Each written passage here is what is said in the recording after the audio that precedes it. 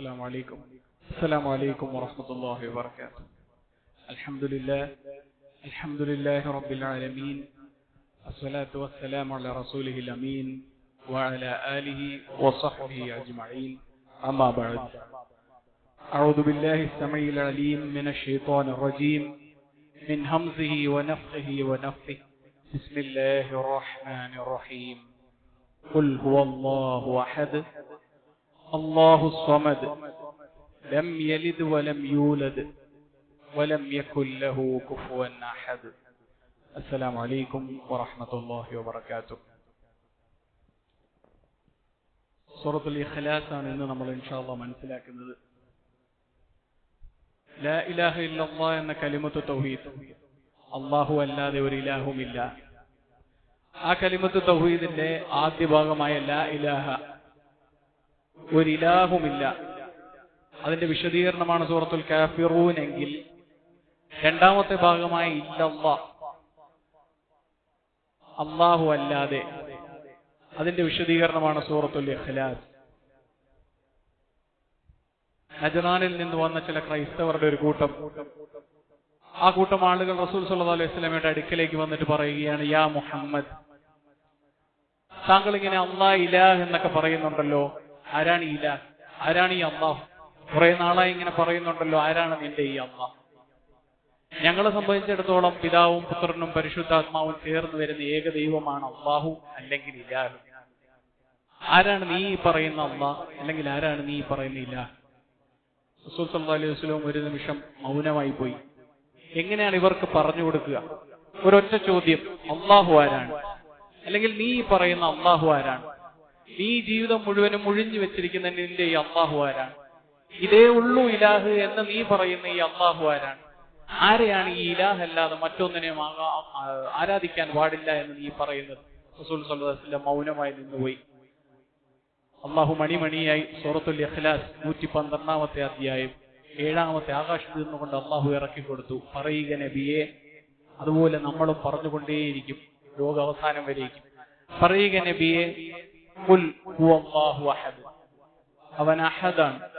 അല്ലാഹു സ്വമദ്, അവൻ അസ്വമദാണ്. ലം യലിദ് വലം യൂലദ് വലം യകുൽ ലഹു കുഫുവൻ അഹദ്. പറയുക നബിയെ, ഈ 4 ക്വാളിറ്റീസ്, ഈ പറയുന്ന 4 ഗുണങ്ങൾ നിങ്ങൾ ആരാധിക്കുന്ന ഏതൊരു പ്രതിരൂപത്തിനുണ്ടായിക്കോട്ടെ, പ്രതിബിംബത്തിനുണ്ടായിക്കോട്ടെ, ഇലാഹുകൾക്കുണ്ടായിക്കോട്ടെ, ആലിഹത്തുകൾക്കുണ്ടായിക്കോട്ടെ, ഈ 4 ക്വാളിറ്റീസ് ആർക്കുണ്ടോ അവരെ നീ ഇലാഹെ സ്വീകരിച്ചോ, അവരെ നിങ്ങൾ ആലിഹത്തുകളായി സ്വീകരിച്ചോ, അവർക്കായി നിങ്ങൾ അഭിഷേകങ്ങൾ നടത്തിക്കോ, അവർക്കായി നിങ്ങൾ നിവേദ്യങ്ങൾ നൽകിക്കോ. ഈ 4 ക്വാളിറ്റീസ് ആർക്കെങ്കിലും ഉണ്ടെങ്കിൽ നീ അത് നൽകുക. അല്ലാഹു മണിമണിയെ ഇറക്കി കൊടുത്തു. ഏകനായ, അദ്വിതീയനായ, ഇണയുടെ ആവശ്യമില്ലാത്ത, തുണയുടെ ആവശ്യമില്ലാത്ത, സർവ്വ സൃഷ്ടി പ്രപഞ്ചവും ആരിലെയാണോ ആശ്രയിച്ചിരിക്കുന്നത്, എന്നാൽ ആ പറയുന്ന ഒന്നിലെ ആശ്രയം ആവശ്യമില്ലാത്ത അല്ലാഹു, ആരെയും ജനിപ്പിച്ചിട്ടില്ലാത്ത, ആരാലും ജനിപ്പിക്കപ്പെട്ടിട്ടില്ലാത്ത, ഒന്നിനോടും തുലനം ചെയ്ത് നോക്കാൻ കഴിയാത്ത അല്ലാഹു, ആ അല്ലാഹുവിനെ പോലൊരു ഇലാഹ് നിങ്ങൾ ഈ പറയുന്ന ഏതെങ്കിലും കൂട്ടർക്ക്, ഈ ലോകത്തുള്ള മുഴുവൻ മനുഷ്യർക്കും ഉണ്ടെങ്കിൽ നിങ്ങൾ അവരെ സ്വീകരിച്ചോ? അങ്ങനെയുണ്ടോ? ഇല്ല. ലാ ഇലാഹ ഇല്ലല്ലാഹ് എന്ന് പറഞ്ഞതിന്റെ രണ്ടാമത്തെ ഭാഗമായി ഇല്ലല്ലാഹയുടെ വിശദീകരണമാണ് സൂറത്തുൽ ഇഖ്ലാസ് എന്ന് നമ്മൾ പറഞ്ഞു. ലാ ഇലാഹ ഇല്ലല്ലാഹ് നമ്മൾ ശരിക്കും വളരെ നിസാരമായി എടുത്തുകൊണ്ട് നമ്മൾ പറയും അല്ലാഹു അല്ലാതെ മറ്റൊരു ആരാധ്യൻ ഇല്ല എന്ന്. അത്രയ്ക്ക് നിസാരമാണ് കലിമത്ത് തൗഹീദ് എന്ന് നമ്മൾ വിശ്വസിക്കാൻ പാടില്ല. കാരണം നമ്മൾ 99 ഏടുകളുടെ തിന്മകളുമായി പോയാലും അല്ലാഹു മഹ്ശറിൽ വെച്ചുകൊണ്ട് കാര്യങ്ങളെല്ലാം തീരുമാനിക്കുന്ന, നിർണയിക്കുന്ന ദിവസത്തിൽ ഈ ഒരു ലാ ഇലാഹ ഇല്ലല്ലാഹയുടെ ബിത്താഖ വെച്ചുകൊണ്ട് ഈ 99 ഏടുകളിലെ നമ്മുടെ തിന്മകളെല്ലാം കാറ്റിൽ ധൂളികൾ പറന്നു പോകുന്നത് പോലെ പറപ്പിച്ച് കളയുമെങ്കിൽ ആ ലാ ഇലാഹ ഇല്ലല്ലാഹ് നമ്മൾ ഈ പറയുന്നത് പോലെ വെറുതെ അല്ലാഹു അല്ലാതെ മറ്റൊരു ആരാധ്യൻ ഇല്ല എന്നുള്ളതല്ല. ഇലാഹ് എന്ന വാക്ക് മുഫസ്സിറുകൾ പറയുന്നത്, ഇലാഹ് എന്ന വാക്ക് വന്നിരിക്കുന്നത് അലിഹ എന്ന വാക്കിൽ നിന്നാണ്. അലിഹയ ഇലഹു, അലിഹ ഇലാ ഫുലാനിൻ എന്നൊക്കെ പറഞ്ഞാൽ ഏറ്റവും വിഷമിച്ചിരിക്കുന്ന സന്ദർഭത്തിൽ, ഏറ്റവും പ്രതിസന്ധിയിലായിരിക്കുന്ന അവസ്ഥയിൽ, എന്ത് ചെയ്യണം എന്നറിഞ്ഞുകൂടാതെ നട്ടം തിരിഞ്ഞിരിക്കുന്ന അവസ്ഥയിൽ ഒരാൾ മറ്റൊരാളിൽ സമാധാനം കണ്ടെത്തുക, ശാന്തി കണ്ടെത്തുക, സംതൃപ്തി കണ്ടെത്തുക, ഇതൊക്കെയാണ് അലിഹ ഇലാ ഫുലാനിൻ എന്ന് പറഞ്ഞാൽ. അള്ളാഹുവിനെ കൊണ്ടല്ലാതെ നിങ്ങളുടെ ഏത് പ്രതിസന്ധി ആയിക്കോട്ടെ, നിങ്ങളുടെ ഏത് വിഷയമായിക്കോട്ടെ, ഏത് സാമ്പത്തികമോ ആരോഗ്യപരമോ ഏത് രീതിയിലുള്ള ശാരീരികമായോ ഏത് വിഷയവുമായിക്കോട്ടെ, അല്ലാഹുവിലല്ലാതെ നിങ്ങൾക്ക് ശാന്തിയില്ല, സമാധാനമില്ല. ഇലാഹ് എന്ന വാക്കിന്റെ മറ്റൊരു രൂപം മഅ്ലൂഹാണ്. ഇബാദിന്റെ വാക്കിന്റെ മറ്റൊരു രൂപം മഅബൂദ് എന്ന് പറയുന്നത് പോലെ, ഇബാദത്ത് ചെയ്യപ്പെടുന്നവൻ മഅബൂദ് എന്ന് പറയുന്നത് പോലെ, ഇലാഹിന്റെ വാക്കിന്റെ മറ്റൊരു രൂപം മഅ്ലൂഹ് എന്ന് വന്നാൽ ലാ മഅ്ലൂഹ ഇല്ലല്ലാഹ് എന്ന് പറയുകയാണെങ്കിൽ നമ്മൾ ഈ നിസാരമാക്കുന്നത് പോലെ അല്ലാഹു അല്ലാതെ മറ്റൊരു ആരാധ്യനുമില്ല എന്ന് പറയാം. എന്നാൽ ഇവിടെ പറയുന്നത് മഅ്ലൂഹ് ഇല്ല, ലാ മഅ്ലൂഹ ഇല്ലല്ലാഹ് എന്നല്ല, ലാ ഇലാഹ ഇല്ലല്ലാഹ് എന്ന് പറഞ്ഞാൽ ആരാധന അല്ലെങ്കിൽ ആരാധ്യൻ എന്ന് മാത്രമല്ല, ആരാധന എന്നുകൂടിയാണ്.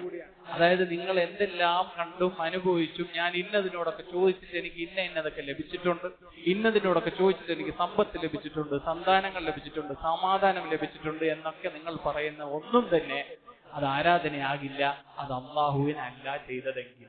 അതാണ് ലാ ഇലാഹ ഇല്ലല്ലാഹ്. ആ ലാ ഇലാഹ ഇല്ലല്ലാഹയുടെ രണ്ടാമത്തെ ഭാഗം ഇല്ലല്ലാഹ്. അതിന്റെ വിശദീകരണമാണ് സൂറത്തുൽ ഇഖ്ലാസ്. അതിൽ അല്ലാഹു പറഞ്ഞു തരുന്ന 4 ക്വാളിറ്റീസ്. അല്ലാഹു അഹദാൻ, അല്ലാഹു അസ്സമദാൻ, ലം യലിദ് വലം യൂലദ് വലം യകുൽ ലഹു കുഫുവൻ അഹദ്. ഈ 4 ക്വാളിറ്റീസുമാണ് ഇന്ന് ഇൻഷാ അല്ലാഹ് നമ്മൾ മനസ്സിലാക്കുന്നത്. ഇതെല്ലാം ഓതിപ്പോകുമ്പോൾ നമ്മൾ നമ്മുടെ ആയുഷ്കാലത്ത് മുഴുവൻ ആയിരക്കണക്കിന് ലക്ഷക്കണക്കിന് തവണ ഓതി തീർത്ത ഈ ആയത്തുകൾ, ഈ സൂറത്ത്, ഇതെല്ലാം ഓതുമ്പോൾ നമുക്കുണ്ടാകേണ്ട മാനസികാവസ്ഥ എന്താണ്, അതും കൂടിയാണ് നമ്മൾ പറയുന്നത്. വാക്കർത്ഥത്തിന് മുകളിലായി, പദാനുപദ അർത്ഥത്തിന് മുകളിലായി നമുക്കുണ്ടാകേണ്ട മാനസികാവസ്ഥ എന്താണ്, അതിനെപ്പറ്റിയാണ് ഇന്ന് ഇൻഷാ അല്ലാഹ് നമ്മൾ മനസ്സിലാക്കുന്നത്. അതിൽ ആദ്യമായി അല്ലാഹു പറയുന്നു അല്ലാഹു അഹദാണ്. അല്ലാഹു ഏകനാണ് എന്ന് നമ്മൾ മലയാളത്തിൽ തർജുമ ചെയ്ത് പറയാറുണ്ട്. ഏകൻ എന്ന വാക്ക് അമാനി തഫ്സീറിൽ ഉൾപ്പെടെ മലയാളം തഫ്സീറുകളിലൊക്കെ പറയുന്നത് മലയാളത്തിന് അതിനൊരു ഒറ്റ വാക്കില്ല എന്ന് തന്നെയാണ്. അതിന് വിശദീകരിക്കാനാകും, പക്ഷെ മലയാളത്തിൽ അതിനൊരു വാക്കില്ല. അഹദ് എന്നാൽ ഏകൻ എന്നല്ല. ഇംഗ്ലീഷിൽ കുറച്ചുകൂടെ നല്ലൊരു വാക്കുണ്ട്, ദി വൺ എന്നൊക്കെ നമ്മൾ ഇംഗ്ലീഷ് തഫ്സീറുകളിൽ കാണാറുണ്ട്. എന്ന് പറഞ്ഞാൽ അതിനോട് കൂട്ടിച്ചേർത്തുകൊണ്ട് നമുക്ക് പറയാൻ കഴിയും the one provider, the one power, the one protector, the one maintainer, the one giver, ഇങ്ങനെയൊക്കെ പറഞ്ഞുകൊണ്ട് നമുക്ക് പറയാൻ കഴിയും. കുറച്ചുകൂടെ നല്ല തഫ്സീറായിട്ട് തഫ്സീർ അസ്സാഴിദിയിൽ പറഞ്ഞിരിക്കുന്നത് അള്ളാഹുവിന്റെ യുണീക്ക്നെസ്സിനെ പറയുന്നതാണ്. ആ വാക്ക് നമുക്ക് എല്ലാവർക്കും സുപരിചിതമായ വാക്കാണ്. അള്ളാഹുവിന്റെ സർവ്വവിശേഷണങ്ങളുടെയും നാമങ്ങളുടെയും കഴിവുകളുടെയും എല്ലാ രീതിയിലുള്ള അള്ളാഹുവിന്റെ കഴിവുകളുടെയും എല്ലാം യുണീക്ക്നെസ്സിനെ പറയുന്ന വാക്കാണ് അല്ലാഹു അഹദ്. അള്ളാഹു ഏകനാണ്, അവൻ ഇണയോ തുണയോ ആവശ്യമില്ല എന്ന് പറയുന്നതെല്ലാം അതിന്റെ വിശദീകരണങ്ങളിൽ വരുന്നതാണ്. അള്ളാഹു അഹദാണ്. ഒന്നാമതായി നമ്മൾ നോക്കിയാൽ അള്ളാഹുവും കാരുണ്യമുള്ളവനാണ്, നമ്മളിൽ പലരും കാരുണ്യമുള്ളവരാണ്. നമ്മൾ പറയാറുണ്ട് അവൻ ഏറ്റവും കരുണയുള്ളവനാണ്, ഏറ്റവും സാധുവാണ്. അവനൊരു മനുഷ്യൻ ഇതുപോലെ ആരെന്ത് തെറ്റ് ചെയ്താലും അവൻ അവന്റെ വാക്ക് പോയി തിരികെ പോകും, ആരുടെയും പിന്നാലെ പോയി അവൻ ദ്രോഹിക്കാൻ നിൽക്കില്ല. അത്രത്തോളം കരുണയുള്ളവനാണ് അവൻ. നമ്മുടെ മനുഷ്യരിൽ, നമ്മൾ കൂട്ടത്തിൽ തന്നെ ഏറ്റവും നല്ല മനുഷ്യരെ പറ്റി നമ്മൾ പറയാറുണ്ട്. നമ്മുടെ കാരുണ്യം എവിടെ നിൽക്കുന്നു? അള്ളാഹുവിന്റെ കാരുണ്യം എവിടെ നിൽക്കുന്നു? ജീവനുള്ളവർ, ജന്തുക്കളിൽ, മനുഷ്യരിൽ ഉൾപ്പെടെ സകലതിലും നമ്മൾ പറയാറുണ്ട് ഉമ്മയുടെ കാരുണ്യം. കാരുണ്യം എന്നെല്ലാം പറഞ്ഞാൽ നമ്മൾ പറയുന്നത്, ഏറ്റവും ഉപമിച്ച് പറയുന്നത്, അതിന്റെ ഏറ്റവും മുകളിലത്തെ ഗ്രേഡിൽ നിൽക്കുന്നത് സ്വന്തം ഉമ്മയുടെ കാരുണ്യമായിരിക്കും. അല്ലെങ്കിൽ ഈ ലോകത്തുള്ള മുഴുവൻ ജീവജാലങ്ങളുടെയും ഉമ്മമാരുടെ കാരുണ്യം. റസൂൽ സല്ലല്ലാഹു അലൈഹി വസല്ലം പറഞ്ഞത്, ഒരു ഒട്ടകം അതിന്റെ കുഞ്ഞ് ജനിച്ച് അതിന്റെ മുകളിൽ ചവിട്ടിപ്പോകാതിരിക്കാനായി 3 കാലിൽ മാത്രമായി ഒരു കാല് പൊക്കി പിടിച്ചുകൊണ്ട് മണിക്കൂറുകളോളം അത് നിൽക്കും. അതുപോലെ എല്ലാ ജീവജാലങ്ങളുടെയും ഉമ്മമാരുടെ കാരുണ്യം, അത് ഈ ലോകത്ത് ഇന്ന് ജീവിച്ചിരിക്കുന്ന 800 കോടി മനുഷ്യരിൽപ്പെട്ട ഉമ്മമാരായാലും, ഈ കഴിഞ്ഞുപോയ കോടാനുകൂടി മനുഷ്യരിൽപ്പെട്ട ഉമ്മമാരായാലും, ഈ ജന്തുക്കളിൽപ്പെട്ട സകല മാതാക്കളായാലും, ഇവരുടെ മുഴുവൻ കാരുണ്യവും ഈ ഭൂമിയിൽ അള്ളാഹു മുഴുവൻ വീതിച്ചു തന്നിരിക്കുന്ന അള്ളാഹുവിന്റെ കാരുണ്യത്തിന്റെ 100ൽ 1 അംശത്തിന്റെ ഒരു വിഹിതം മാത്രമാണ്. അതുപോലും നമ്മൾക്ക് കൊടുക്കാൻ കഴിയില്ലല്ലോ ഒരു ഉമ്മയെ പോലത്തെ കാരുണ്യം നമ്മൾ പറയുന്നു. അപ്പൊ അള്ളാഹുടെ കാരുണ്യം എവിടെ നിൽക്കുന്നു? നമ്മുടെ കാരുണ്യം എവിടെ നിൽക്കുന്നു? നമ്മളും പലർക്കും പുറത്തു കൊടുക്കാറുണ്ട്. നമ്മളെ ദ്രോഹിക്കുന്നവരോടൊക്കെ നമ്മൾ ചിലപ്പോൾ പുറത്തു കൊടുക്കാറുണ്ട്. നമ്മളോട് മോശമായി സംസാരിക്കുന്നവരോട് നമ്മൾ പുറത്തു കൊടുക്കാറുണ്ട്. 1, 2, 3 തവണയൊക്കെ പുറത്തു കൊടുക്കും. പിന്നെ അവരോട് നമ്മൾ സംസാരിക്കുക പോലും ഇല്ല. അവർ ഈ വഴി വന്നാൽ നമ്മൾ മറ്റേ വഴി പോകും. അള്ളാഹു പുറത്തു കൊടുക്കുന്ന അങ്ങനെയല്ല. നൂഹ് നബി അലൈഹി സ്വലാം പറഞ്ഞത് ഫഖുൽതുസ്തഗ്ഫിറൂ റബ്ബക്കും ഇന്നഹു കാന ഗഫാറ. അദ്ദേഹത്തിന്റെ അതിക്രമകാരികളായ ജനതയോട് അദ്ദേഹം പറഞ്ഞത്, നിങ്ങൾ ഇസ്തിഗ്ഫാർ ചെയ്യൂ അള്ളാഹുവിനോട്, അള്ളാഹു ഗഫാറാണ്. നമ്മൾ പുറത്തു കൊടുക്കുമ്പോൾ എന്ത് സംഭവിക്കുന്നു? അള്ളാഹു പുറത്തു കൊടുക്കുമ്പോൾ എന്ത് സംഭവിക്കുന്നു? അദ്ദേഹം പറഞ്ഞത്, നൂഹ് നബി അലൈഹി സ്വലാം പറഞ്ഞത്, യുർസിലിസ് സമാഅ അലൈക്കും മിദ്റാറ വയുംദിദുകും ബിഅംവാലിൻ വബനീൻ വയജ്അൽ ലക്കും ജന്നാതിൻ വയജ്അൽ ലക്കും അൻഹാറ. അള്ളാഹു പറഞ്ഞത്, അള്ളാഹു നിങ്ങൾക്ക് പുറത്തു നൽകിയാൽ അള്ളാഹു ആകാശത്ത് നിന്ന് നിങ്ങൾക്ക് മഴയെ വർഷിപ്പിച്ചു തരും. ഏതൊരു റിസ്ക്കിന്റെയും അടിസ്ഥാനം വെള്ളമാണ്, മഴയാണ്. ഏത് റിസ്ക് നമുക്ക് ഉപയോഗിക്കണമെങ്കിലും അതിന്റെ അടിസ്ഥാനം വെള്ളമാണ്. അള്ളാഹു ആ രീതിയിൽ മഴയെ അള്ളാഹു വർഷിപ്പിച്ചു തരും ആകാശത്ത് നിന്നുകൊണ്ട്. നിങ്ങൾക്ക് അള്ളാഹു സന്താനങ്ങളെ കൊണ്ടും സ്വത്തുക്കളെ കൊണ്ടും നിങ്ങളെ അള്ളാഹു പോഷിപ്പിക്കും, നിങ്ങൾക്ക് അള്ളാഹു പുറത്തു നൽകിയാൽ. എന്നിട്ട് പറയുന്നു, അള്ളാഹു നിങ്ങൾക്ക് അരുവികളും തോട്ടങ്ങളും അള്ളാഹു ഉണ്ടാക്കി തരും. അപ്പൊ അള്ളാഹുവിന്റെ പൊറുക്കൽ എവിടെ കിടക്കുന്നു? നമ്മുടെ പൊറുക്കൽ എവിടെ കിടക്കുന്നു? ഈ ലോകത്തുള്ള മുഴുവൻ സ്വേച്ഛാധിപതികളും മനുഷ്യനെ ബന്ധിച്ചിട്ടുണ്ട്, മനുഷ്യന്മാരെ ശിക്ഷിച്ചിട്ടുണ്ട്, ബന്ധനസ്ഥനാക്കിയിട്ടുണ്ട്. അവർക്ക് ലഭിക്കുന്ന സകല റിസ്കുകളും അവർ പിടിച്ചു കെട്ടാൻ നോക്കിയിട്ടുണ്ട്. പക്ഷെ അള്ളാഹുവിന്റെ ബന്ധനം എവിടെ കിടക്കുന്നു? നമ്മുടെ ബന്ധനം എവിടെ കിടക്കുന്നു? അള്ളാഹു അന്നേ ദിവസം ശിക്ഷിക്കും പോലെ ഒരാളും ശിക്ഷിക്കുകയില്ല. അള്ളാഹു അന്നേ ദിവസം പിടിച്ചു കിട്ടും പോലെ, ബന്ധനസ്ഥനാക്കും പോലെ, ബന്ധിക്കും പോലെ ഒരു മനുഷ്യനും ഒരാളും അന്നേ ദിവസം ബന്ധിക്കില്ല. ആ ബന്ധനത്തിനെ പറ്റി നമുക്ക് ചിന്തിക്കാൻ പോലും കഴിയുകയില്ല. ഇതുപോലെയാണ് അള്ളാഹുവിന്റെ ഓരോ സവിശേഷതകളും. ഓരോ വിശേഷണം എടുത്താലും അള്ളാഹു ഇങ്ങനെയാണ്. അള്ളാഹുവിന്റെ കോപം എവിടെ കിടക്കുന്നു? നമ്മളും പറയാറുണ്ട് പലരും, അവന് ഒന്ന് പറഞ്ഞ് രണ്ടിന് അവന് കോപമാണ്, ഭയങ്കരമായ ദേഷ്യക്കാരനാണെന്ന്. അള്ളാഹുവിന്റെ കോപവും സ്വഹത്തും ഇതൊന്നും നമുക്ക് താങ്ങാൻ കഴിയുന്നതല്ല. അതിൽ നിന്ന് നമ്മൾ കാവലിനെ തേടിക്കൊണ്ടേയിരിക്കുന്നത്. അത്രത്തോളം ഭയാനകമായതുകൊണ്ടാണ് നമ്മൾ ഒരു ദിവസത്തിൽ പല ആവർത്തി നമ്മൾ അള്ളാഹുവിനോട് ചോദിച്ചുകൊണ്ടിരിക്കുന്നത്. ആ ഗളബിന്റെ ആളുകളിൽപ്പെട്ട മഹ്ബൂബ്, ആ ഗളബിന് കടമപ്പെട്ടു പോയ ആളുകളെ പോലെ, ആ ഗളബിന്റെ അള്ളാഹു ദേഷ്യപ്പെട്ട് അള്ളാഹുവിന്റെ ഗളബിന്റെ കാരണക്കാരായ ആളുകളെ പോലെ ആയി പോകാതിരിക്കാൻ നമ്മൾ ആവർത്തിച്ച് അള്ളാഹുവിനോട് ദുആ ചെയ്യുന്നു. അള്ളാഹു ഈ പറയുന്ന സകല വിശേഷണങ്ങളാകട്ടെ, അള്ളാഹുവിന്റെ 99 നാമങ്ങളാകട്ടെ, അള്ളാഹു മലക്കുകളിലൂടെയും ഖുർആനിലൂടെയും റസൂലിലൂടെയും നമുക്ക് അറിയിച്ചു തന്ന സകല സവിശേഷണങ്ങളും അതിലെല്ലാം പറയുന്നത് അള്ളാഹു യുണീക്കാണ്. നമുക്കൊന്നുമായി അള്ളാഹുവിന്റെ കാരുണ്യത്തോടെ നമുക്ക് ഒന്നുമായി താരതമ്യം ചെയ്ത് നോക്കാൻ കഴിയുന്നതല്ല. അള്ളാഹു ഏകനാണ്, അള്ളാഹു യുണീക്കാണ്. അള്ളാഹു അഹദാണ് എന്ന് പറയാൻ അള്ളാഹു ഉപയോഗിച്ച പ്രയോഗം തന്നെ ഇവിടെ യുണീക്കാണ്. സാധാരണ അഹദ് എന്ന് പറയുന്ന വാക്ക് ഒന്നുകിൽ ഒരു നെഗറ്റീവ് മെസ്സേജിൽ, ഒരു നെഗറ്റീവ് സെന്റൻസിൽ ഉപയോഗിക്കും. ഈ മസ്ജിദിൽ ആരുമില്ല, അല്ലെങ്കിൽ ആ മസ്ജിദിൽ ആരുമില്ല. അല്ലെങ്കിൽ ബഖറയിൽ പറയുന്നത് പോലെ ആ റസൂലുകൾക്കിടയിലൊന്നും ആ മുസ്ലിങ്ങൾക്കിടയിലൊന്നും ഞങ്ങൾ ഒരു വിവേചനവും കാണിക്കുന്നില്ല എന്ന രീതിയിൽ നിഷേധാത്മകമായ സെന്റൻസുകളിൽ പറയും. അല്ലെങ്കിൽ പോസിറ്റീവ് സെന്റൻസിലാണ് പറയുന്നതെങ്കിൽ അഹദ അശറ എന്നൊക്കെ പറയുന്നത് പോലെ പോസിറ്റീവ് ആണെങ്കിൽ അഹദയോട് മറ്റൊന്നിനെ ചേർത്ത് പറയും. ഇതിവിടെ പോസിറ്റീവുമല്ല, ഈ പോസിറ്റീവ് സെന്റൻസ് ആണ്, പക്ഷെ ഒന്നിനോട് ചേർന്നുമല്ല. ഖുൽ ഹുവല്ലാഹു അഹദ്. നെഗറ്റീവ് സെന്റൻസുമല്ല, ഖുൽ ഹുവല്ലാഹു അഹദ്. അതായത് അള്ളാഹു അഹദാണ് എന്ന് പറയാൻ അള്ളാഹു പ്രയോഗിച്ച പ്രയോഗം തന്നെ അവിടെ യുണീക്കാണ്. ഈ അഹദ് എന്ന നാമം മനസ്സിലാക്കിയില്ലെങ്കിൽ അള്ളാഹുവിന്റെ ഒരു സവിശേഷതകളും ഒരു വിശേഷണങ്ങളും നമുക്ക് മനസ്സിലാകാൻ കഴിയുന്നതല്ല. അഹദ് അള്ളാഹുവിനെ പറ്റി നമ്മൾ മനസ്സിലാക്കിയിരിക്കുന്നതും റസൂല് പഠിപ്പിച്ചു തന്നതും മലക്കുകളിലൂടെ നമുക്ക് എത്തിച്ചു തന്നതുമായ സകല നാമങ്ങളും സകല സവിശേഷതകളും ഈ അഹദ് എന്ന ഒറ്റ നാമത്തിന്റെ നിഴലിലാണ് വരിക. ആ അഹദിനെ മനസ്സിലാക്കി കഴിഞ്ഞാൽ നമ്മൾ അടുത്തത് മനസ്സിലാക്കേണ്ട സ്വമദ് എന്ന വാക്ക്. അള്ളാഹു അഹദാണ്, അള്ളാഹു സ്വമദ്. ഇബ്നു അബ്ബാസ് റളിയല്ലാഹു അൻഹു ചോദിക്കുന്നുണ്ട്, അല്ലാഹു റസൂലേ, യാ റസൂലുള്ളാഹി, എന്താണ് സ്വമദ്? അപ്പോൾ റസൂൽ സല്ലല്ലാഹു അലൈഹി വസല്ലം പറഞ്ഞു കൊടുക്കുന്നു, ഏതൊരു രാജാതിരാജനിലേക്കാണോ സകല സൃഷ്ടിപ്രപഞ്ചവും അവരുടെ ആവശ്യങ്ങളുമായി തിരിയുന്നത്, എന്നാൽ ആരുടെയും ആശ്രയം ആവശ്യമില്ലാത്തവനാരോ അവൻ. ആ സ്വമദ് എന്ന വാക്ക് പോയിട്ട് ആ സ്വമദിന്റെ ഒരു രൂപങ്ങളുമായ സ്വമദ, യസ്മിദു എന്നൊക്കെ പറയുന്ന ഒരു രൂപങ്ങളും തന്നെ നമ്മൾ കാണുന്ന 114 അധ്യായങ്ങളിലുമില്ല, ഈ 600 ചില്ലുവാനും പേജുകളിലുമില്ല, 6000 ചില്ലുവാനും ആയത്തുകളിലും സ്വമദ എന്നല്ല, യസ്മിദു എന്നല്ല ഒരു രൂപങ്ങളും തന്നെ കാണാൻ കഴിയില്ല. ഒരേ ഒരു സ്ഥലത്താണ് റസൂൽ സല്ലല്ലാഹു അലൈഹി വസല്ലം 3-1 ഖുർആനിന്റെ 3-1 എന്ന് പറഞ്ഞ ഖുൽ ഹുവല്ലാഹു അഹദ് സൂറത്തുൽ ഇഖ്ലാസിനകത്ത് അള്ളാഹു ഉൾപ്പെടുത്തിയിരിക്കുന്നത് സ്വമദ എന്ന വാക്ക്. അപ്പൊ അത് എത്രത്തോളം പവർഫുൾ ആണ്. നമ്മുടെ മക്കളൊക്കെ ചിലപ്പോ ക്ഷീണിച്ച് നിസ്കരിക്കാൻ വയ്യാന്ന് പറയുമ്പോൾ നമ്മൾ പറയും, നീ ഒരു ഇഖ്ലാസെങ്കിലും ഒന്ന് ഓതി പെട്ടെന്ന് നിസ്കരിക്കുക നമ്മൾ പറയും. അത്രത്തോളം നിസ്സാരമായിട്ടാണ് നമ്മൾ കാണുന്നത്. അതിനകത്തുള്ള ഒരു വാക്കായ സ്വമദിന്റെ വിശദീകരണം നമ്മൾ മനസ്സിലാക്കിയാൽ ഏടുകളോളം ഉലമാക്കൾ എഴുതിയിട്ടുണ്ട്, ഏടുകളോളം മുഫസ്സിറുകൾ എഴുതിയിട്ടുണ്ട്. അതിന്റെ ഏറ്റവും ചുരുങ്ങിയ രൂപമാണ് ഞാൻ മനസ്സിലാക്കിയത്. അതിന്റെ ഏറ്റവും ചുരുങ്ങിയ രൂപമാണ് നമ്മളിപ്പോ ഇവിടെ ഈ ഇരുത്തത്തിൽ നിന്ന് മനസ്സിലാക്കുന്നത്. സ്വമദ് എന്താണെന്ന് നമുക്ക് പറഞ്ഞാൽ, സർവ്വ സൃഷ്ടിപ്രപഞ്ചവും നമ്മൾ ഉൾപ്പെടുന്ന സകല സൃഷ്ടിപ്രപഞ്ചവും അവരുടെ ഓരോ ആവശ്യങ്ങളുമായി ആരിലേക്കാണോ തിരിയുന്നത് അവൻ. ആവശ്യങ്ങൾ മുഴുവനും പൂർത്തിയാക്കി നൽകാനുള്ളത് മുഴുവനും അവന്റെ കയ്യിലുണ്ട്, ഒട്ടും കുറയാതെ അവന്റെ പക്കലുണ്ട്. അത് അവന് നമുക്ക് നൽകി തരാനായി, നമുക്ക് നൽകാനായി ഒരാളുടെയും ഒരു ഇടയാളന്റെയും ഒരു ഇടനിലക്കാരന്റെയും ആവശ്യവുമില്ല. ഇതാണ് അസ്വമദ്.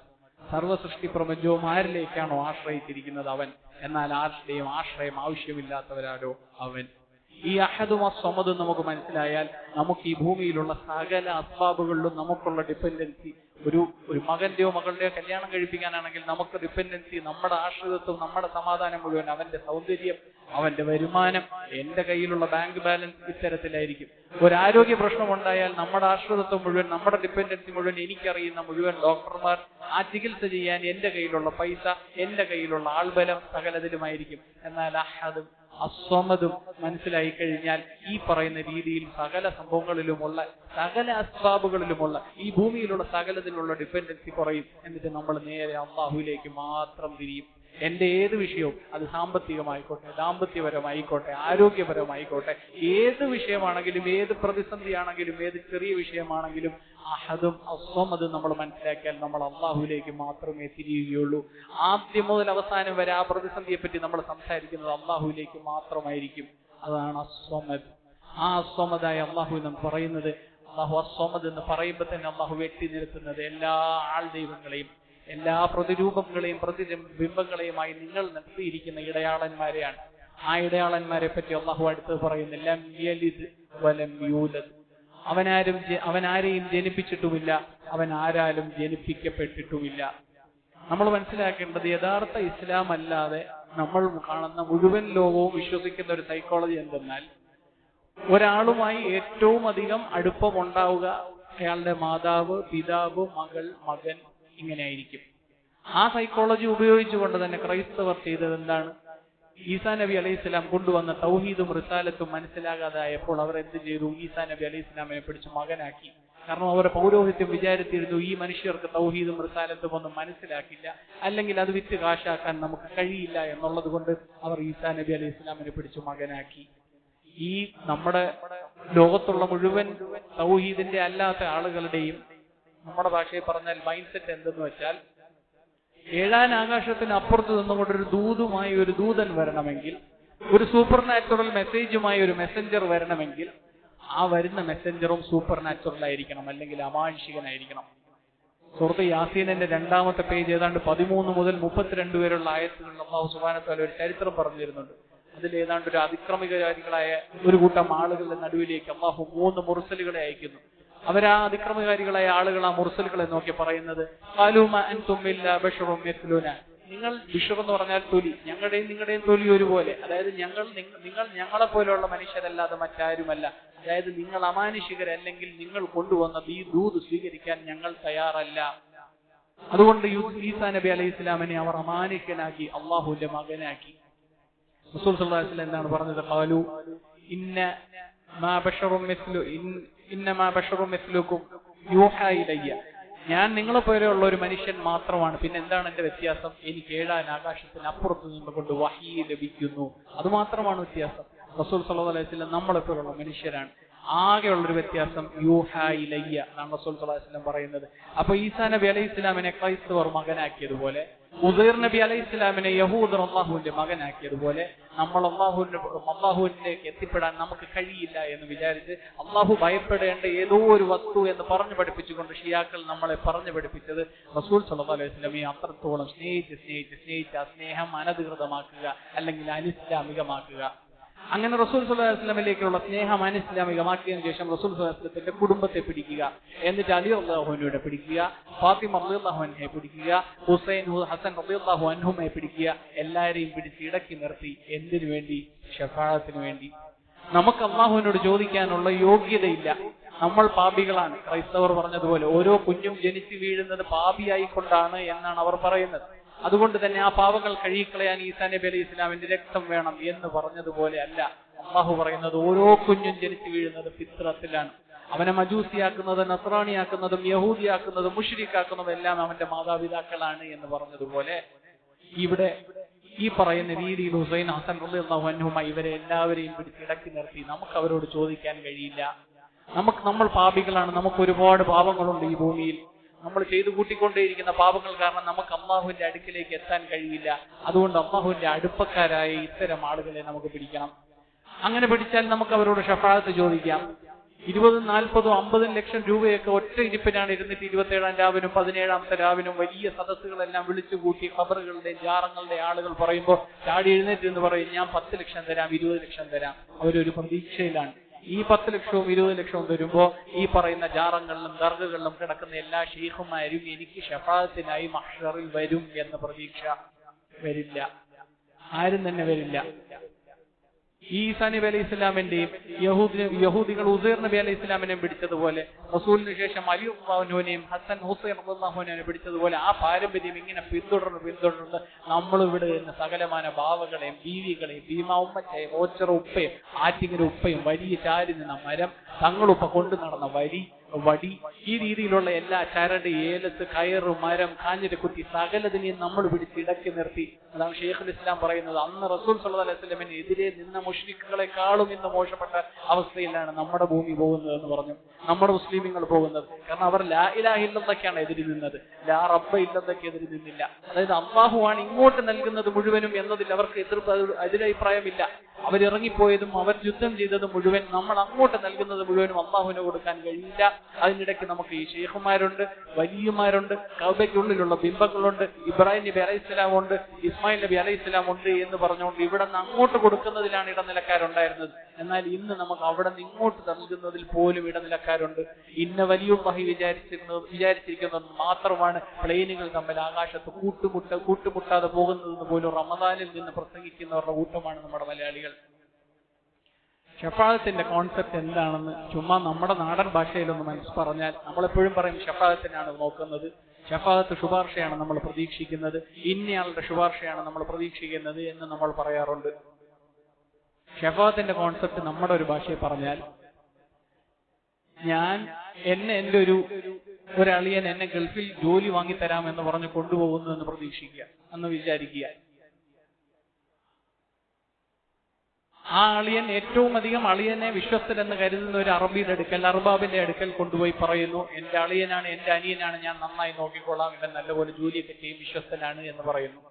ഞാൻ ജോലിക്ക് കയറിയതിനു ശേഷം, അതായത് എന്റെ അളിയൻ അർബാബ് അല്ലെങ്കിൽ അറബി എന്നിടത്ത് അള്ളാഹു ഇതിന്റെ ഇടയ്ക്ക് നമ്മൾ നിർത്തിയ ഷഫാഅത്തിനായി നിർത്തിയ ശുപാർശകരെ പറ്റി മനസ്സിൽ ചിന്തിച്ചു നോക്കുക. കുറച്ചങ്ങോട്ട് കഴിയുമ്പോൾ, ജോലിക്ക് കയറി കുറച്ചങ്ങോട്ട് കഴിയുമ്പോൾ ഗൾഫിലെ എല്ലാ പളവളപ്പുകളും കണ്ട് ഞാൻ അങ്ങ് മതിമറന്ന് ജീവിക്കാൻ തുടങ്ങും. ജോലിക്ക് കയറില്ല, ജോലിയൊന്നും ചെയ്യുകയില്ല, അർബാബ് തരുന്ന പൈസയ്ക്ക് പകരമായി ഒന്നും തന്നെ തിരികെ നൽകില്ല. ഞാനിങ്ങനെ കറങ്ങി സമയത്തിന് കൃത്യനിഷ്ഠയില്ലാത്തത് ഞാൻ എല്ലാ രീതിയിലുള്ള രീതിയിൽ അടിച്ചു പൊളിച്ച് ഞാൻ ജീവിക്കും. ഒരു ദിവസം അർബാബ് ചോദിക്കും, അപ്പൊ അളിയൻ വന്ന് ഇടപെടും, ഞാൻ നോക്കിക്കോളാം, അവന്റെ പ്രായത്തിന്റെയാണ്, അവൻ ചെറുപ്പമല്ലേ, അനിയനാണ്, ഞാൻ പറഞ്ഞ് മനസ്സിലാക്കിക്കോളാം, ശരിയെന്ന് പറഞ്ഞു വിടും. വീണ്ടും അർബാബ് പിടിക്കും, വീണ്ടും ഇടയ്ക്ക് വന്നിരിക്കും. അപ്പൊ ഞാനൊരു പ്രതീക്ഷയിലാണ്, എനിക്ക് എന്ത് സംഭവിച്ചാലും അർബാബിന് കൊടുക്കാനുള്ളത് കൊടുത്തില്ലെങ്കിലും അളിയനെ പ്രീതിപ്പെടുത്തിയാൽ എന്റെ ഇവിടുത്തെ ഉപജീവനം നിന്നു പോകില്ല എന്ന പ്രതീക്ഷയിലാണ് ഞാൻ. പിന്നെ മുഴുവൻ പ്രീതിപ്പെടുത്തുന്നതും അളിയനെ ആകും. നമ്മൾ ഈ ഷേഖുമാർക്കും വലിയമാർക്കും എല്ലാ രീതിയിലുമുള്ള നിവേദ്യങ്ങളും പൈസകളും കാര്യങ്ങളും എല്ലാ സദഖകളും എല്ലാ ഇബാദത്തുകളും ഇവർക്ക് സമർപ്പിക്കുന്നത് പോലെ ഞാൻ എല്ലാ രീതിയിലുള്ള പ്രീതിപ്പെടുത്തലും പിന്നെ അളിയനാകും. അളിയന്റെ വീട്ടിലെ കാര്യങ്ങൾ നോക്കുന്നു, അളിയന്റെ മക്കളെ നോക്കുന്നു, അളിയൻ 2 മാസം ഗൾഫിൽ ലീവിന് പോകണമെന്ന് പറയുമ്പോൾ അളിയന്റെ വണ്ടി നോക്കും, വീട് നോക്കും, എല്ലാ സുഖ സൗകര്യങ്ങളും ഞാൻ നോക്കി ജീവിക്കുമ്പോൾ ഒരു ദിവസം അർബാബ് പിടികൂടും, നല്ല ഉഗ്രനൊരു പിടികൂടും. അന്നേ ദിവസം ഞാൻ ഓടിപ്പോവും, അളിയന്റെ അടുത്ത് ഓടിപ്പോവും, അളിയ എന്നെ രക്ഷിക്കണേ എന്ന് പറയുമ്പോൾ അളിയൻ പറയും, എന്റെ ജീവിതമേ, എന്റെ റിസ്ക്കിന്റെ കാര്യത്തിലേ ഞാനിവിടെ കഷ്ടപ്പെട്ടുകൊണ്ടിരിക്കും, നിന്റെ കാര്യം പറഞ്ഞു പോയിട്ട് വേണം എന്നെ പിടിച്ചകത്തിടാൻ എന്ന് പറഞ്ഞ് കൈയൊഴിയുന്നത് പോലെ മഹ്ശറിൽ നമ്മൾ ഓടിപ്പോകുന്ന, നമ്മളിവിടെ ഇബാദത്തായി, നമ്മളിവിടെ ആലിഹത്തുകളായി കണ്ടിരിക്കുന്ന ഓരോ തങ്ങന്മാരും, ഓരോ ബാവയും, ഓരോ ബീവിയും, ഓരോ ഉമ്മച്ചയും ഉപ്പയും സകലമാന രീതിയിലുള്ള ജാറങ്ങളിലും ദർഗകളിലും നമ്മൾ കയറിപ്പോയി നമ്മുടെ ഇബാദത്തുകൾ സമർപ്പിക്കുന്നത് ആർക്കൊക്കെയാണോ അവരെല്ലാരും തന്നെ നഫ്സി നഫ്സി നഫ്സി എന്ന് പറഞ്ഞുകൊണ്ട് ഓടും. ഈ ഇടനിലക്കാരനെ മുഴുവനും ഞാൻ പ്രതിപ്പെടുത്തിയതിനു ശേഷം ആ അർബാബ് എത്രത്തോളമാണോ ആ സീനിൽ നിന്ന് മുഴുവനും ഔട്ടായി, ഞാൻ തിരികെ കൊടുക്കുന്നത് മുഴുവൻ അളിയനായതുപോലെ ഇന്ന് നമ്മൾ കാണുന്നത് ഈ ഇടനിലക്കാർക്ക് കൊടുത്ത് അവരോടുള്ള സ്നേഹം മൂത്ത് അള്ളാഹു എന്ന യഥാർത്ഥ റബ്ബ് സീനിൽ നിന്നും മുഴുവനായി ഔട്ടാവും. നമ്മൾ നൽകുന്നത് മുഴുവനും ഇടനിലക്കാർക്കാകും. സൂറത്തുൽ ഇസ്രായിൽ അള്ളാഹു പറയുന്നത്, മുഴുവൻ അംബിയ മുർസലീങ്ങളും മനുഷ്യരും അന്നേ ദിവസം അള്ളാഹുവിന്റെ സാന്നിധ്യം നേടാനായി നെട്ടോട്ടം ഓടിക്കൊണ്ടിരിക്കുന്ന ദിവസമാണത്. ആ മഹ്ശറിൽ ഈ നഫ്സി നഫ്സി എന്ന് പറഞ്ഞ് ഓടിയതുപോലെ നമ്മളിവിടെ ആരെക്കാണോ നമ്മുടെ ഇബാദത്തിൽ മുഴുവൻ സമർപ്പിക്കുന്നത് അവർ മുഴുവനും ഓടും. ഇതിനൊന്നും നമ്മൾ വിചാരിക്കുന്നത് പോലെ ഭൗതികമായ ഇൽമോ ഭൗതികമായ അറിവോ അല്ല മാനദണ്ഡം. നമ്മൾ 100% സാക്ഷരത എന്ന് പറയുന്ന ഈ കേരളത്തിലാണ്. ഏതാണ്ട് ലോകത്ത് അനൗദ്യോഗികമായ കണക്ക് 40,000 ജാറങ്ങളുണ്ട്. അതിൽ 12,000 ഉള്ളത് ഇന്ത്യയിലാണ്, അതിൽ 6,000 ഉള്ളത് കേരളത്തിലാണ്. നമ്മൾ ഈ 100% സാക്ഷരത എന്ന് പറയുന്ന കേരളത്തിൽ. അപ്പൊ ഇതൊന്നും ഭൗതികമായ ഇൽമിന്റെ അടിസ്ഥാനത്തിലല്ല നമ്മൾ വിളവിളച്ചു പോകുന്നത്. ഇബ്ലീസ് പറഞ്ഞത് അള്ളാഹുവിനോട് എന്താണ് പറഞ്ഞത്? അള്ളാഹുവെ, നിന്റെ അടിമകളിൽ മുഴുവനും തന്നെ ഞാൻ അവരെ വഴികേടിലാക്കാതെ ജീവില്ല. യാസീൻ അള്ളാഹു പറഞ്ഞു, വലഖദ് അദല്ലൻ ജിബില്ലൻ കസീറ, മലയോളം പോകുന്ന പർവ്വതത്തോളം പോകുന്ന എന്തുമാത്രം മുഴുവൻ നിന്റെ മുൻഗാമികളെയാണ് അവൻ നരകത്തിൽ ആഴ്ത്തിയിട്ടുള്ളത്, അതപ്പതിച്ച് കളഞ്ഞിട്ടുള്ളത് നിങ്ങൾ അറിയുന്നില്ലേ, നിങ്ങൾ കാണുന്നില്ലേ? അഫലായഅഖിലൂൻ, നിങ്ങൾ എന്റെ ചിന്തിച്ചു നോക്കാത്തത്? ആ രീതിയിൽ അള്ളാഹുവിന് നൽകേണ്ടത് മുഴുവൻ മറ്റുള്ളവർക്ക് നൽകി തുടങ്ങുമ്പോൾ അള്ളാഹു എന്ന റബ്ബ് പൂർണ്ണമായി മുഴുവനായി സീനിൽ നിന്ന് ഔട്ടാകും. നമ്മൾ ചോദിക്കുന്നത് മുഴുവൻ ഇവരോടാകും. ഇത് തന്നെയാണ് കർബലയിൽ നമ്മൾ കാണുന്നത്. ഇന്ന് ഇറാനിൽ നമ്മൾ കർബലയിൽ കണ്ടുകൊണ്ടിരിക്കുന്നത്.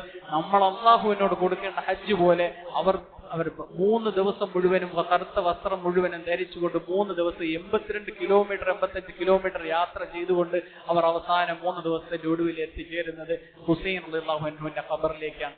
ഈ യാത്രയിൽ മുഴുവനും 3 ദിവസം അവർ ഉരുവിട്ടുകൊണ്ടിരിക്കുന്നത് ലബ്ബൈക യാ ഹുസൈൻ, ലബ്ബൈക യാ ഹുസൈൻ എന്ന. ഏതാ?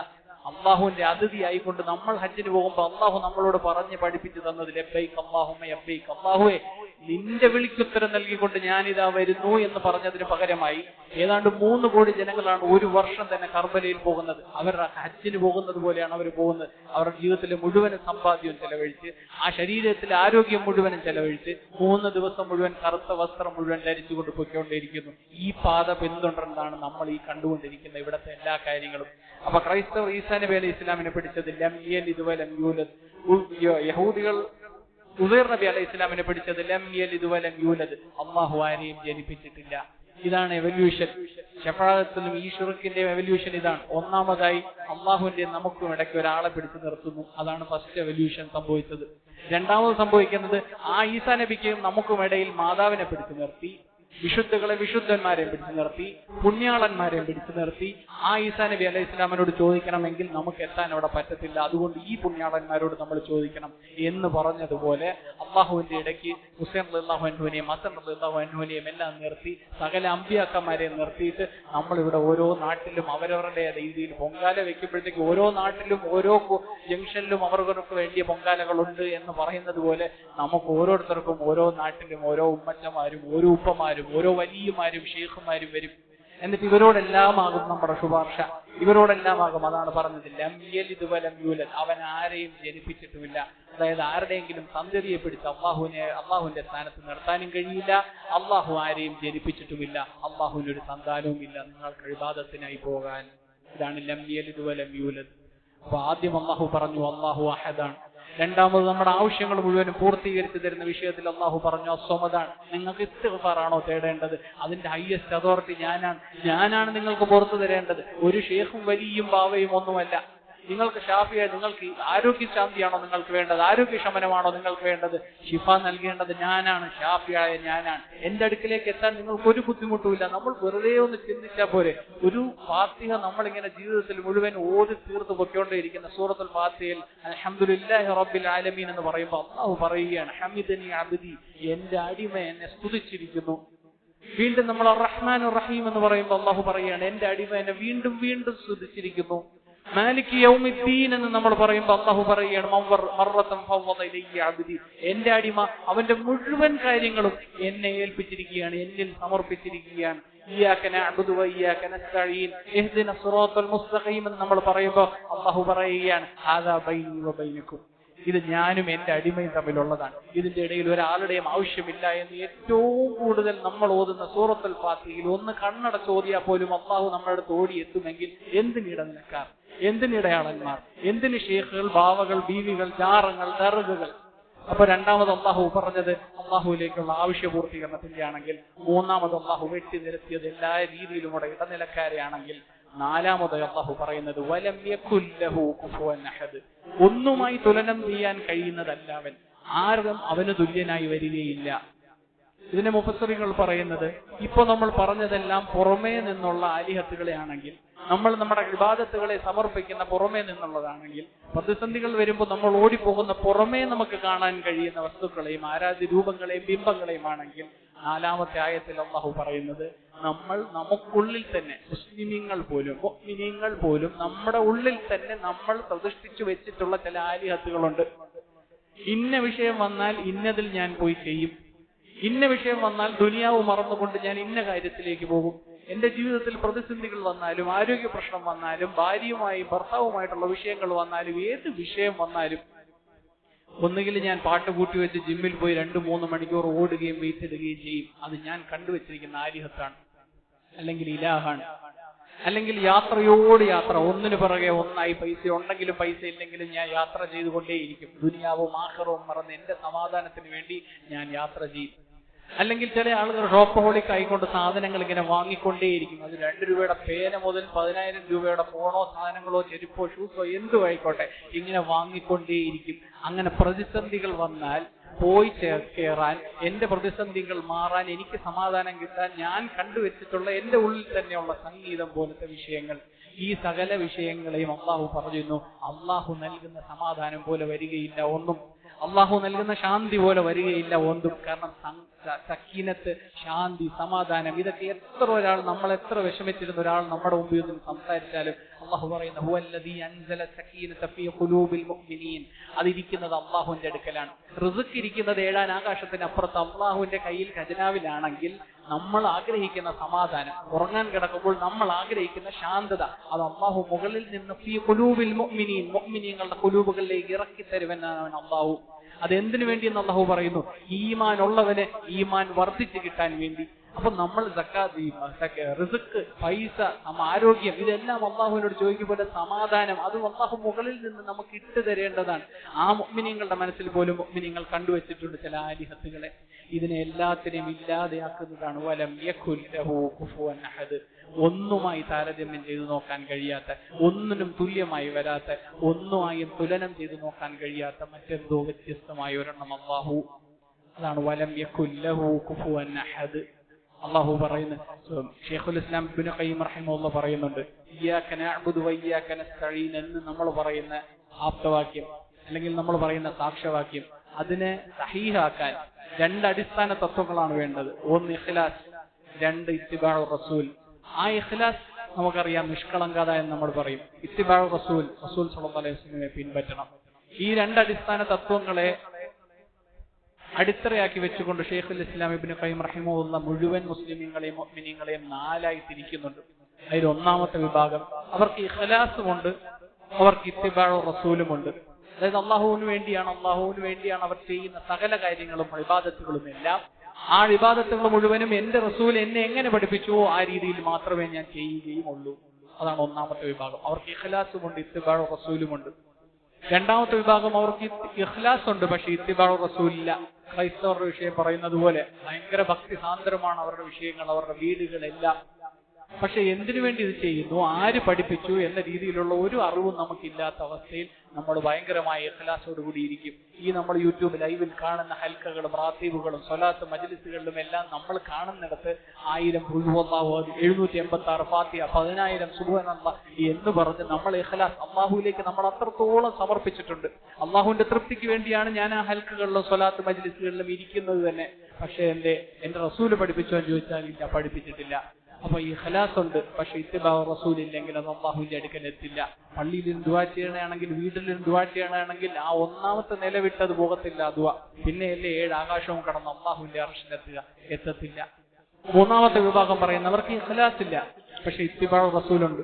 ഹജ്ജിന് പോകുമ്പോൾ റസൂൽ സ്വല്ലല്ലാഹു അലൈഹി വസല്ലം എങ്ങനെ പഠിപ്പിച്ചോ അതുപോലെ അണുകിട വ്യത്യാസമില്ലാതെ അവർ പ്രവർത്തിക്കും ഹജ്ജ് മുഴുവൻ. പക്ഷെ എന്തിനു വേണ്ടി? ഹാജി എന്ന പേര് ലഭിക്കാൻ. ഇന്നും ചില മഹല്ലുകളിലുള്ളതുപോലെ ഹാജി അല്ലെങ്കിൽ ഹജ്ജ് ഒരു വട്ടമെങ്കിലും ചെയ്തിട്ടില്ല എന്നാണെങ്കിൽ കോർ കമ്മിറ്റി മെമ്പർ ആകാൻ കഴിയില്ല എന്ന മാനദണ്ഡം വെച്ചിരിക്കുന്നതിന് പകരമായി ഞാൻ ഹാജിയായി വന്നു, ഇനി എനിക്ക് കോർ കമ്മിറ്റി മെമ്പർ ആകണം. അപ്പൊ ഇഖ്ലാസ് ഇല്ല, പക്ഷെ ഇത്തിബാഉ റസൂലുണ്ട്, അതും സ്വീകരിക്കപ്പെടില്ല. നാലാമത്തത് ഇഖ്ലാസുമില്ല, ഇത്തിബാഉ റസൂലുമില്ല. ആർക്കോ വേണ്ടി കുറച്ചുപേർ സ്കൂളുകളിൽ പോയി അക്കാഡമിക് എഡ്യൂക്കേഷൻ എടുത്തപ്പോ ആരോ ഉന്തിത്തള്ളി പറഞ്ഞു വിട്ടതിന്റെ പേരിൽ ഹാഫിളായി. എന്തിനോ വേണ്ടി ഒരു ഡിഗ്രി എടുക്കണമല്ലോ, അതുകൊണ്ട് അഫ്ളൽ ഉലമ എടുത്തു. എല്ലാം എടുത്ത് നാട്ടിലോട്ട് ഇറങ്ങുമ്പോഴത്തേക്ക് ചെയ്യുന്നത് മുഴുവനും അള്ളാഹ്ക്ക് വേണ്ടിയുമല്ല, റസൂല് പഠിപ്പിച്ചതുമല്ല, എന്തൊക്കെയോ കാട്ടിക്കൂട്ടുന്നു. അതിന്റെ പേര് ഇസ്ലാമുമല്ല. അവരാണ് അള്ളാഹുവിന്റെ അടുക്കൽ ഏറ്റവും വെറുപ്പ് സമ്പാദിച്ചവർ. കാരണം അവന്റെ വേഷവിധാനം, അവർ ഇസ്ലാമിന്റെ വക്താവ് എന്ന പേരിലാണ് മുഴുവൻ മുസ്ലിമീങ്ങളും മുഅ്മിനീങ്ങളും ഈ രാജ്യവും ലോകവും മുഴുവൻ അവനെ കാണുന്നത്. പക്ഷെ അവൻ ചെയ്യുന്നത് ഇസ്ലാമല്ല. ഇതിൽ ആദ്യം പറഞ്ഞ വിഭാഗം ഇഖ്ലാസുമുണ്ട്, ഇത്തിബാഉ റസൂലുമുണ്ട്. അവർ സംസാരിക്കുന്നതും അള്ളാഹ്ക്ക് വേണ്ടി, സംസാരിക്കാതിരിക്കുന്നതും അള്ളാഹ്ക്ക് വേണ്ടി. അവർ പ്രവർത്തിക്കുന്നതും അള്ളാഹ്ക്ക് വേണ്ടി, പ്രവർത്തിക്കാതിരിക്കുന്നതും അള്ളാഹ്ക്ക് വേണ്ടി. അവർ സ്നേഹിക്കുന്നതും അള്ളാഹ്ക്ക് വേണ്ടി, വെറുക്കുന്നതും അള്ളാഹ്ക്ക് വേണ്ടി. സർവ്വതും എന്റെ അള്ളാഹ് എന്താണോ എന്നിൽ നിന്ന് പ്രതീക്ഷിക്കുന്നത്, എന്റെ അള്ളാഹ് ഞാൻ എങ്ങനെ ആയിരിക്കണമോ, എന്തിനു വേണ്ടിയാണ് എന്നെ ഈ ഭൂമിയിലോട്ട് വിട്ടത് എന്ന ഏറ്റവും നിഷ്കളങ്കമായ മാനസികാവസ്ഥയിൽ അള്ളാഹുവിലേക്ക് തിരിയുന്നവൻ. ഇതെങ്ങനെയാണ് അള്ളാഹുവിലേക്ക് തിരിയേണ്ടതെന്ന് എന്റെ റസൂൽ എന്നെ എങ്ങനെ പഠിപ്പിച്ചുവോ അതിൽ അണുകിട വ്യത്യാസമില്ലാതെ എന്റെ നമസ്കാരമാകട്ടെ, നോമ്പാകട്ടെ, സക്കാത്താകട്ടെ, ഹജ്ജാകട്ടെ, മക്കളെ വളർത്തുന്നതാകട്ടെ, വീട്ടിലൊരു ആഹാരം ഉണ്ടാക്കുന്നതാകട്ടെ, ഏത് വിഷയത്തിലും എന്റെ റസൂൽ എന്നെ എങ്ങനെ പഠിപ്പിച്ചുവോ അള്ളാഹുവിലേക്ക് എത്താൻ അങ്ങനെ മാത്രം ചെയ്യുന്നവൻ അവനാണ് ഇത്തിബാഉ റസൂലുമുണ്ട്, അവന് ഇഖ്ലാസുമുണ്ട്. അവനാണ് ഉയർന്ന ഗ്രേഡുകളിലേക്ക് അള്ളാഹു അവനെ ഉയർത്തി കൊണ്ടുപോകും. ഇഖ്ലാസ് ഉള്ളവനെ മാത്രമാണ് ഇബ്ലീസ് വെറുതെ വിടുക, അല്ലെങ്കിൽ ഇബ്ലീസിന് പിടികൂടാൻ കഴിയാതെ ഇരിക്കുക. മുഖ്ലിസീങ്ങളെ മാത്രമാണ് എന്ന് പറയാറുണ്ട് സൂറത്തുൽ ഇഖ്ലാസ്. ഇഖ്ലാസിന് നമ്മൾ പരിഭാഷ അല്ലെങ്കിൽ തർജുമ പറയുക നിഷ്കളങ്കത എന്നുള്ളതാണ്. എന്നാൽ ഇഖ്ലാസിന് മുഫസ്സിറുകൾ പറയുന്നത് ഖുർആനിൽ തഫ്സീർ പറയാൻ ഖുർആനെ കൊണ്ടുവേണം തഫ്സീർ പറയാനെന്നാണ്. സൂറത്തുൽ നംലിലെ 66-ാമത്തെ ആയത്തിൽ അള്ളാഹു പറയുന്നുണ്ട്, അൻആമുകളിൽ, ആടുമാടൊട്ടകങ്ങളിൽ, കന്നുകാലികളിൽ നിങ്ങൾക്ക് പാഠമുണ്ട്. അവരുടെ ഉദരങ്ങളിൽ നിന്ന് ലബനൻ ഖാലിസൻ, ശുദ്ധമായ പാൽ കാഷ്ടത്തിന്റെയും രക്തത്തിന്റെയും ഇടയിലൂടെ നിങ്ങൾക്ക് കുടിക്കാൻ തരുന്നവനാണ് അള്ളാഹു. ആ പാലിന്റെ യാത്ര എത്തരത്തിലാണോ അതുപോലെയായിരിക്കും മുഖ്ലിസിന്റെയും യാത്ര. ഏത് രീതിയിലുള്ള മോശപ്പെട്ട അവസ്ഥയിൽ വീടുകളിൽ ജീവിച്ചാലും, കുടുംബങ്ങളിൽ ജീവിച്ചാലും, നാടുകളിൽ ജീവിച്ചാലും അവന്റെ ഉദ്ദേശം ഒന്നേ ഉള്ളൂ, എന്റെ അള്ളാഹ് എന്നോട് എങ്ങനെ ജീവിക്കാനാണ് ഉദ്ദേശിച്ചത്, എന്റെ അള്ളാഹുടെ തൃപ്തി ഞാനിത് ചെയ്യുന്നതിലാണോ ചെയ്യാതിരിക്കുന്നതിലാണോ, ആ അള്ളാഹുവിന്റെ ഉദ്ദേശം എന്താണോ അതിനനുസരിച്ച് മാത്രം, അള്ളാഹുവിന്റെ തൃപ്തിക്കനുസരിച്ച് മാത്രമേ ഞാൻ ജീവിക്കുകയുള്ളൂ എന്ന മാനസികാവസ്ഥ നമുക്ക് നമ്മുടെ മക്കൾക്ക് കിട്ടിക്കഴിഞ്ഞാൽ അവരെ നമുക്ക് എവിടെ വേണോ പഠിക്കാൻ വിടാം, ഏത് ഹയർ സ്റ്റഡീസിന് ഏത് നാട്ടിൽ വേണോ നമുക്ക് പഠിക്കാൻ വിടാം. ഒന്നിന്റെയും പ്രശ്നം നമുക്കില്ല, ഒന്നിനെ പറ്റി നമ്മൾ ഭയപ്പെടണ്ട. കാരണം ഏത് കൂട്ടത്തിലും, ഏത് മോശപ്പെട്ട കൂട്ടത്തിലും നിന്നിട്ട് എന്റെ അമ്മ ഇത് ഇഷ്ടപ്പെടുന്നുണ്ടോ ഇല്ലയോ എന്ന് കരുതിക്കൊണ്ട് പുറകെ മാറി നിൽക്കാനുള്ള മാനസികാവസ്ഥ അവനുണ്ട്. അതിന്റെ പേരാണ് ഹിദായത്ത്. ഇന്നല്ലദീന യഖ്ശൗന റബ്ബഹും ബിൽ ഗൈബ് ലഹും മഗ്ഫിറത്തുൻ വഅജ്റുൻ കബീർ. അതാണ് ഹിദായത്തിന്റെ ആയത്ത്. അദൃശ്യമായ നിലയിൽ അല്ലാഹുവിനെ ഭയപ്പെടാൻ എനിക്ക് സാധിക്കുമെങ്കിൽ എനിക്ക് അല്ലാഹു ഹിദായത്ത് നൽകിയിട്ടുണ്ട്. അടുക്കളയിൽ ഒരു ചായ ഉണ്ടാക്കുമ്പോൾ അരിപ്പ കാണുന്നില്ല എന്ന് മുതൽ, ഒരു സ്പൂണ് കാണുന്നില്ല എന്നത് മുതൽ, ഏത് അന്താരാഷ്ട്ര വിഷയങ്ങളിലും ട്രംപിനെയും നെതന്യാഹുവിനെയും പിടിച്ചു കെട്ടണം എന്നത് മുതൽ സകല വിഷയങ്ങളിലും ഞാൻ എന്റെ അല്ലാഹുവുമായി മാത്രമാണ് സമർപ്പിക്കുന്നതെങ്കിൽ, അള്ളാഹുമായി മാത്രമാണ് എന്റെ ആദ്യം മുതൽ അവസാനം വരെയുള്ള മുഴുവൻ സംഭാഷണമെങ്കിൽ എനിക്ക് അള്ളാഹു ഹിദായത്ത് നൽകിയിട്ടുണ്ട്. അത് ഔദാര്യമായി നൽകുന്നതാണ്. ആരും പണിപ്പെട്ടതുകൊണ്ടോ ആരുടെ മകനായതുകൊണ്ടോ മകളായതുകൊണ്ടോ ലഭിക്കണമെന്നില്ല. അത് അള്ളാഹു ഔദാര്യമായി നൽകുന്നതാണ്. ആ ഹിദായത്ത് കിട്ടിയ മനുഷ്യന് അത് നിലനിർത്തി കൊണ്ടുപോകാനുള്ള സൗകര്യത്തിന്റെയും സംവിധാനത്തിന്റെയും പേരാണ് ഇസ്ലാം. അതിലുള്ള നമസ്കാരവും നോമ്പും സക്കാത്തും ഹജ്ജും എല്ലാം ആ ഹിദായത്ത് ലഭിച്ചവൻ അത് നിലനിർത്തി കൊണ്ടുപോകാനുള്ള സംവിധാനമാണ് ഇതെല്ലാം. ആ ഹിദായത്ത് കിട്ടിയത് ഔദാര്യമായിട്ടാണെങ്കിൽ ഈമാൻ പണിപ്പെട്ടുണ്ടാക്കേണ്ടതാണ്. ഇസ്തിഖാമത്തിൽ അടിയുറച്ച് നിൽക്കാൻ പടിപ്പെട്ടുണ്ടാക്കേണ്ടതാണ്. എന്താണ് ഇസ്തിഖാമത്ത് എന്ന് അറിയണമെങ്കിൽ ഇൽമ് നേടണം. ഇൽമ് നേടിയാലല്ലാതെ നമുക്കൊന്നും ഇതിനൊന്നും സാധ്യമല്ല. ഉലമാക്കൾ പറയുന്നത്, നിങ്ങൾ ഒന്നുകിൽ പഠിപ്പിക്കുന്ന ആളാകുക ദീൻ, അല്ലെങ്കിൽ നിങ്ങൾ പഠിക്കുന്ന ആളാകുക ദീൻ, അല്ലെങ്കിൽ നിങ്ങൾ ഏറ്റവും കുറഞ്ഞത് പഠിപ്പിക്കുന്ന ആളെ കേൾക്കുന്ന ആളെങ്കിലും ആകുക, അല്ലെങ്കിൽ നിങ്ങൾ നഷ്ടത്തിലായി പോകും. കാരണം ഇസ്തിഖാമത്തിൽ ഈമാൻ പിടിച്ചു നിർത്തണമെങ്കിൽ എനിക്ക് ആരോഗ്യം, എനിക്ക് അതിനനുസരിച്ചുള്ള അറിവ് വേണം. എന്ന് പറയുമ്പോൾ അള്ളാഹു പറയുന്നത് ഈമാൻ ഉള്ളവൻ ഈമാൻ വർദ്ധിപ്പിച്ചു കൊടുക്കുകയാണ് അള്ളാഹു. അതിനുവേണ്ടിയാണ് ഇത്. ആ ഇൽമ് എനിക്ക് ഉണ്ടാകാതെ എവിടെ നിന്നാണ് ശാന്തി വരുന്നതെന്ന് ഞാൻ എങ്ങനെ അറിയും? എവിടെ നിന്നാണ് റിസ്ക് വരുന്നതെന്ന് ഞാൻ എങ്ങനെ അറിയും? പോയി തട്ടുന്ന ഡോറിനപ്പുറത്ത്, ആ വാതിലിനപ്പുറത്ത് ആരാണുള്ളതെന്നും ആ സവിശേഷതയുള്ള എന്ത് സവിശേഷത ഉള്ളതെന്ന് അറിയാതെ ഞാൻ എവിടെ പോയി തട്ടാൻ, എങ്ങനെ തട്ടാൻ? തട്ടുമെന്നേ ഉള്ളൂ, എനിക്ക് ചോദിക്കേണ്ടത് എന്തെന്ന് അറിയില്ല, ലഭിക്കുമോന്നും എനിക്ക് ഉറപ്പില്ല. ഈ ഇസ്തിഖാമത്തിൽ ഞാനും അടിയുറച്ച് നിൽക്കണമെങ്കിൽ എനിക്ക് ഇൽമ നേടിയേ മതിയാവൂ. അതിന് അള്ളാഹുവിനെ പറ്റി പഠിച്ചേ മതിയാവൂ. അള്ളാഹുവിനെ പറ്റി പഠിച്ച് അള്ളാഹു ഇഖ്ലാസുമായി ബന്ധപ്പെട്ട് നമ്മളിപ്പോൾ മുഖ്ലിസ് പറഞ്ഞു, അതുപോലെയുള്ള ബന്ധപ്പെട്ട എല്ലാ വാക്കുകളും നമ്മുടെ ഈമാൻ വർദ്ധിക്കുന്ന വാക്കുകളാണ്. ഇഖ്ലാസും മുഖ്ലിസുമായി ബന്ധപ്പെട്ട വാക്കാണ് ഹുൽസാനുൻ. അതായത് അറബികൾ ഒരുതരം സുഹൃത്തിനെ പറയുന്നതാണ് ഹുൽസാനുൻ. ഹുൽസാനുൻ എന്ന് പറഞ്ഞാൽ എന്റെ ഏതൊരു വിഷയവും ആദ്യഘട്ടം മുതൽ അവസാന ഘട്ടം വരെ ഞാൻ ആരുമായിട്ടാണോ പങ്കുവെക്കുന്നത് അങ്ങനെ ഒരു സുഹൃത്തിനെയാണ് അറബികൾ ഹുൽസാൻ എന്ന് പറയുന്നത്.